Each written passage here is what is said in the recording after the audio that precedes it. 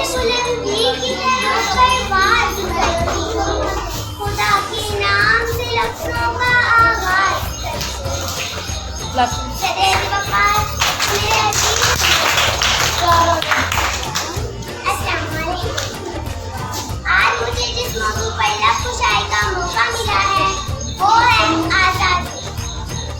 जनाब सदर, 14 अगस्त 1947 की वो आज़ादी जब इस जश्न फलक ने कितनी ही हैरान को उछलते सुहाग और गिरती लाशों का नजारा किया। इस पाकिस्तान की बुनियादों पर नन्हे फूलों ने अपना लहू उंडेला, तब जाकर अफ्ताब पाकिस्तान शुरू हुआ।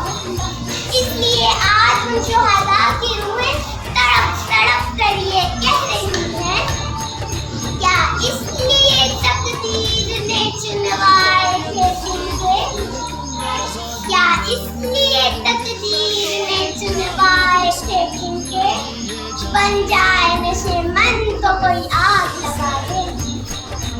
जी हाँ जनाबे वाला, जिस कौम का ज़मीर और एहसास जिंदा होता है वो कौम आज़ाद रहना और आज़ाद मरना चाहती है, और जिस कौम का एहसास मर जाए वो वक्त से पहले मर जाती है जनाबे वाला, वो वक्त से पहले मर जाती है।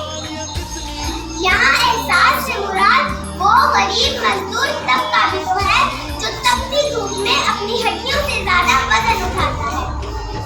यहाँ लफ्ज़ एहसास से मुराद कच्ची आबादी में रहने वाले वो गुरबा भी तो हैं जो बारिशों के मौसम में अपनी कच्ची छतें टूट जाने के डर से अपने मासूम बच्चों को गोद में लिए रात भर सो नहीं पाते।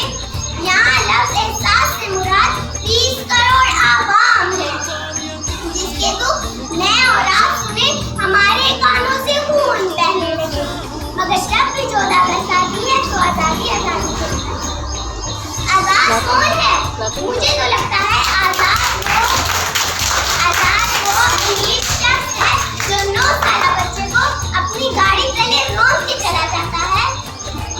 आज़ाद तो सिर्फ वो लोग हैं जो सख्त गर्मी में एयर कंडीशन माहौल के